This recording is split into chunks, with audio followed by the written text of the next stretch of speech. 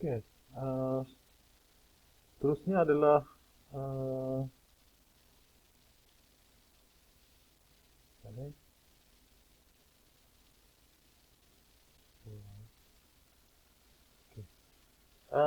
Tadi saya dah terangkan berkenaan dengan unit bungalow dan unit semi-D. Okey. Terusnya adalah uh,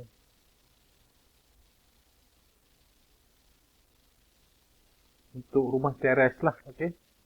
So, ini adalah contoh rumah teres. Okey. So, ada 3 unit rumah teres kat sini. So, untuk kena lot, unit tengah dan juga end lot. Okey. So, untuk unit corner, unit tepi kita sebut sebagai corner lot di ujung simpang. So, ni adalah 20 kaki.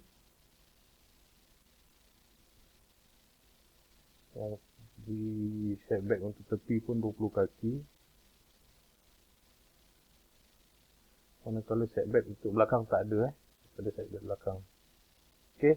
Sama juga untuk unit tengah sama 20 kaki untuk setback bahagian hadapan dan juga end lot. Okey. So untuk end lot ni dia terus kepada sepadan tapak lah. Okay, ni jalan lah ataupun longkang. Okay.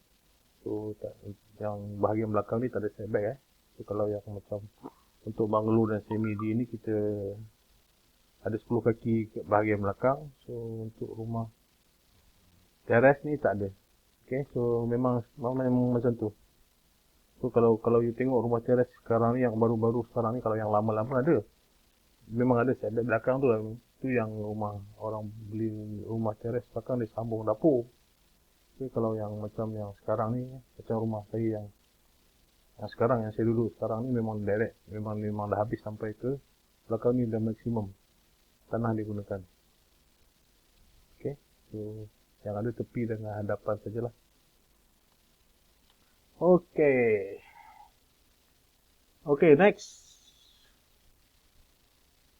Seterusnya adalah keperluan kesihatan selain daripada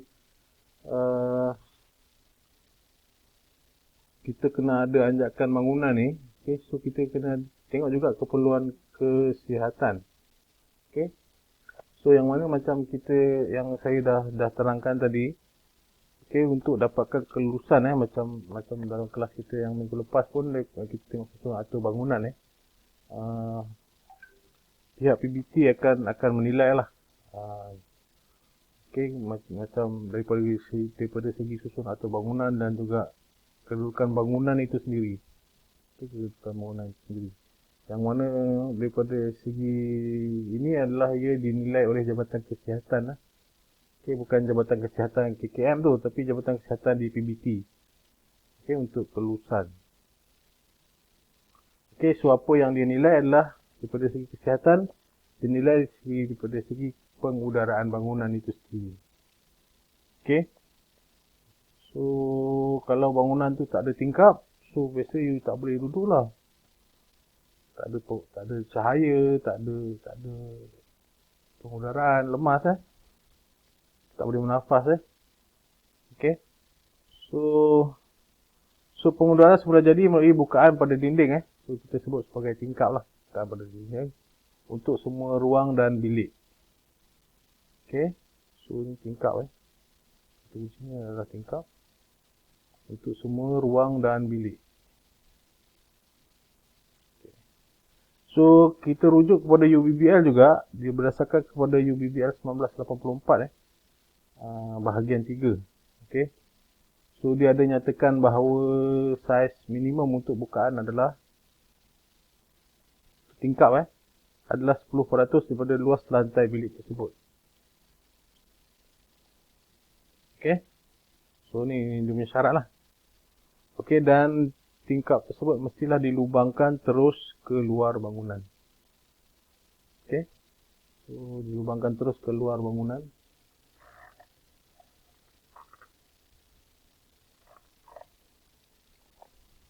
Okay.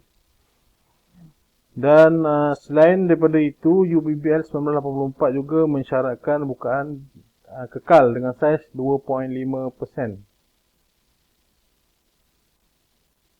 dari luas lantai ruang tersebut. Sekiranya ruang tertutup penuh. Okey, so ni kalau rumah teres. Okey. So dia ada 3 bilik. Kan?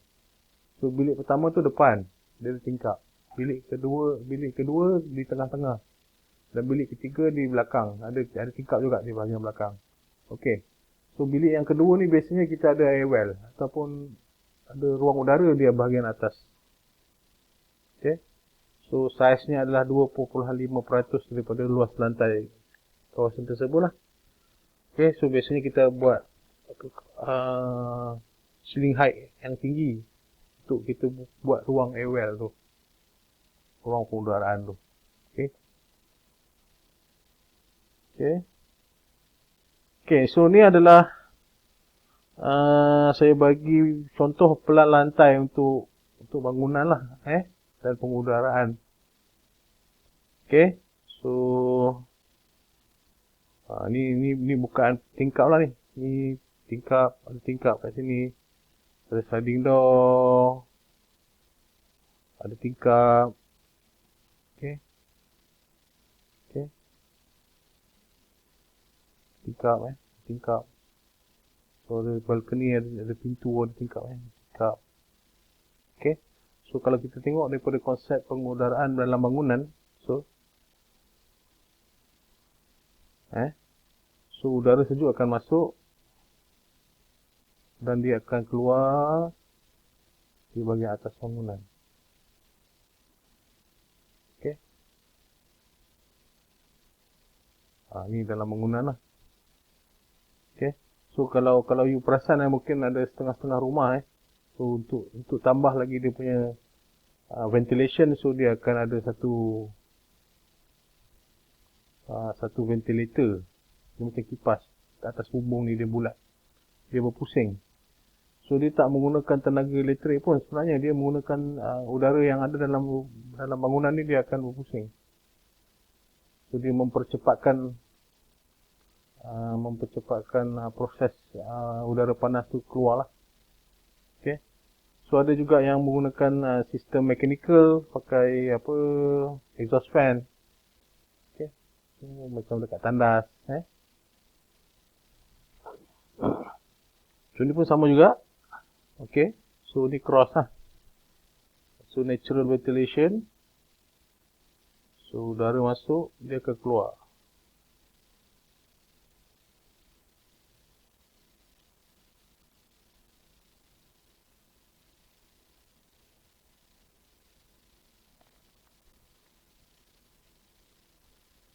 Okay. Seterusnya adalah, selain daripada pengudaraan, kita akan tengok juga pengeluaran air dari bangunan. Okay, so Jabatan Kesihatan di PBT juga dia concern untuk perkara ni lah. Okay, so ada dua jenis air, iaitu air permukaan dan juga air sanitary. Okay, so air permukaan ni adalah merupakan air yang turun di tapak. Air hujan lah. Air hujan. So kalau air hujan tu kalau tak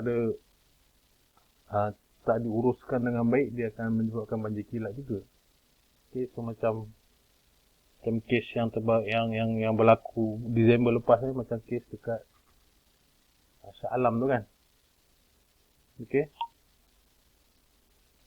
So kalau tak dibina struktur dekat situ, kalau kita tak lantai, biasanya dia dibiarkan berumput sahaja. Okay. So kalau hujan, air akan meresaplah di kawasan yang berumput tu. Dan sekiranya berlantai konkrit, so perimeter drain ataupun longkang, so kita bina longkang lah. So yang mana air permukaan tu akan disalurkan ke longkang, dan daripada longkang kita akan buang ke monsoon drain. Okay. Kemudian yang kedua, selain daripada air permukaan, kita tengok juga pada sistem air sanitary.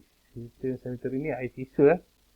So merupakan air yang tercemar dari penggunaan tandas dan sinki dapur, dan ianya mesti diasing dari sistem air permukaan. So Tak boleh campur dan buang air tandas ni, tak boleh dibuang dalam longkang lah. Okey. Dan ianya mesti disalurkan melalui pipe bawah tanah ke tangki septik ataupun ke loji rawatan tambahan. Okey. So kalau kita tengok rumah-rumah taman yang buat piping yang baru so air daripada sinki ataupun air daripada bilik air tu dibuang ke longkang. So itu adalah tak betul lah, salah.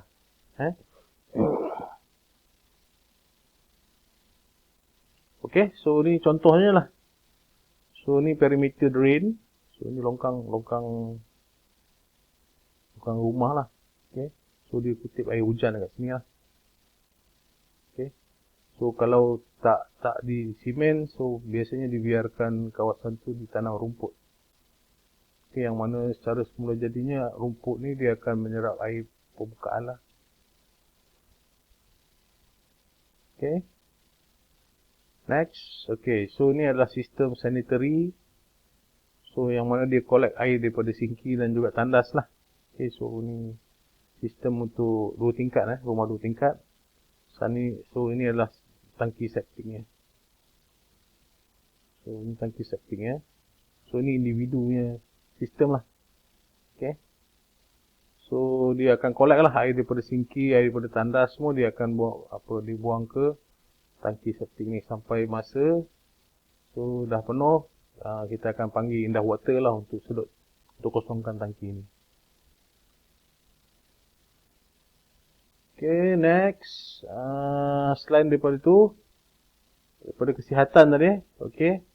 So setback tu juga dia digunakan untuk keperluan keselamatan lah. Okay, yang mana jabatan yang terlibat adalah Jabatan Bomba dan Penyelamat.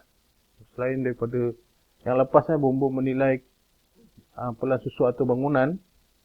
Okay, so bomba juga akan menilai reka bentuk bangunan itu sendiri. Okay, ada bahagian di Jabatan Bomba yang akan menilai bahagian bangunan ni.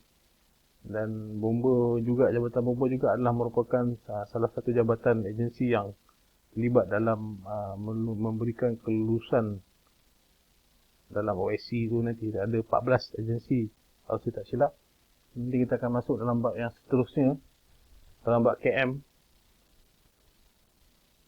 Okay, so perkara ini dinyatakan dalam UBBL 1984 iaitu bahagian 7.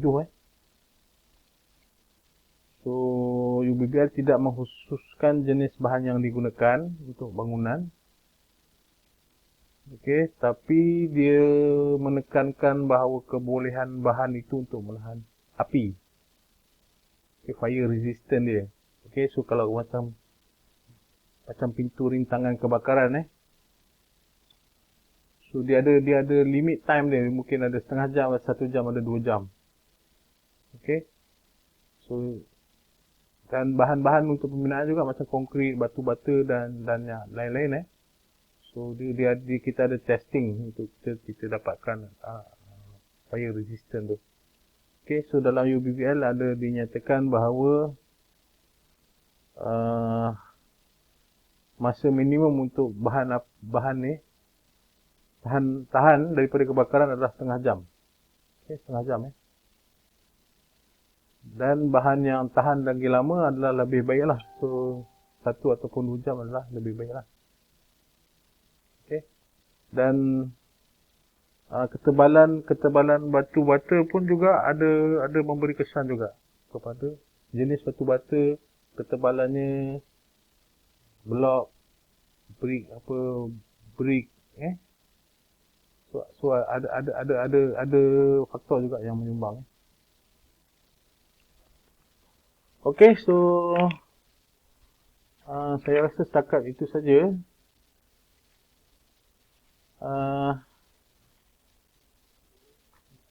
Kita punya perjumpaan untuk hari ini. Okey. So sekian, terima kasih. So kalau sekiranya ada apa-apa soalan boleh berhubung terus dengan saya lah. Okey. So boleh PM, boleh email ataupun boleh WhatsApp. Okey, so sekian, terima kasih. Kita kita jumpa lagi untuk sesi yang akan datang. Okey, terima kasih.